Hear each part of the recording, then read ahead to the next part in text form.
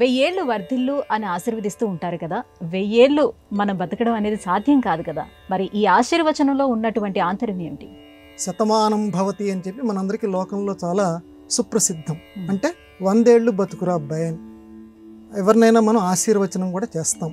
ఆశీహి వచనం అంటే శుభం కలగాలి అనేటువంటి వచనాన్ని ఆశీర్వచనము అని అంటారు. మరి తెలుగులో 1000 ఏళ్ళు వర్ధిల్లు అని అంటారు. ఇది అందరూ రచయితలు, కవులు చాలామంది వాడుతుంటారు. మన వ్యవహారంలో కూడా దీన్ని చెబుతూ ఉంటారు. ప్రసిద్ధమైనటువంటి కన్యాశుల్క నాటకం ఉంది, గురజాడ అప్పారావు గారి నాటకం. అందులో కూడా ఈ బుచ్చమ్మ అనేటువంటి ఆవిడ్ని గిరీశం అనేటువంటి వాడు మోసం చేయాలని ప్రయత్నిస్తున్నటువంటి సమయంలో మరి ఇలా ఉంటే ఎలాగని ఏదో ఒక మాట అంటాడు. అని అంటే నేను ఇలా అయితే నేను వెళ్ళిపోతాను అన్నట్టుగా అశుభ సూచకంగా ఒక మాట అంటే మీరు 1000 ఏళ్ళు వర్ధిల్లండి అని బుచ్చమ్మ అంటుంది. అంటే ఆధునిక రచయితలు కూడా ఈ ప్రయోగం ఎక్కువ మంది చేశారు. సరే, ఇంతకీ 1000 ఏళ్ళు వర్ధిల్లు అని ఎందుకంటారు అంటే నిజానికి చెప్పాల్సి వస్తే మానవుడి ఆయుర్దాయం యోగ వాసిష్టం ప్రకారం అయితే 72 సంవత్సరాలు. ఎందుకనండి?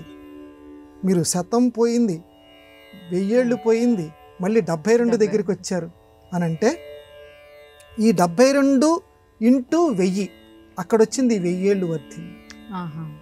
మొత్తం 72,000 నాడులు ఉంటాయిట మన శరీరంలో ప్రతి వాళ్ళకి.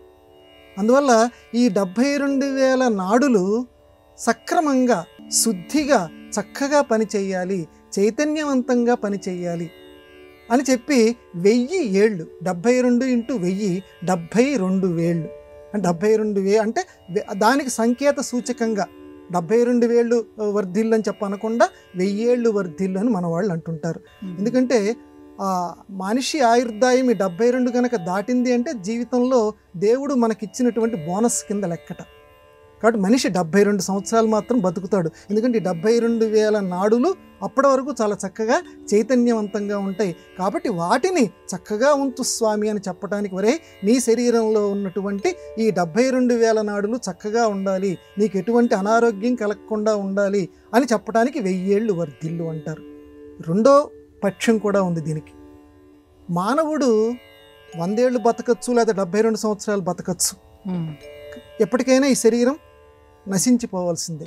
కానీ మానవుడి కీర్తి ఉంది. ఆ కీర్తి ఎప్పటికీ వర్ధిల్లుతూనే ఉంటుంది. మానవుడి యొక్క శరీరం పోయినప్పటికీ కీర్తి ఉంటుంది. ఇప్పుడు నన్నయ్య గారు భారతాన్ని రాసి ఇప్పటికీ 1000 ఏళ్ళు దాటింది. ఆయన 1000 ఏళ్ళుగా ఆయన వర్ధిల్లుతూనే ఉన్నాడు. అంటే ఒక మనిషి చక్కగా చేసినటువంటి పని మాత్రం 1000 ఏళ్ళు వర్ధిల్లుతూ ఉంటుంది. అలాగా 1000 ఏళ్ళు వర్ధిల్లు అన్న దాంట్లో రెండో అర్థం ఏంటంటే నువ్వు చేసిన మంచి పని లోకంలో 1000 ఏళ్ళు వర్ధిల్లాలి. అంటే మంచిగా బతుకురా నాయనా, మంచి పనులు చెయ్యని చెప్పటం దీంట్లో ఉన్నటువంటి రెండవ అర్థం.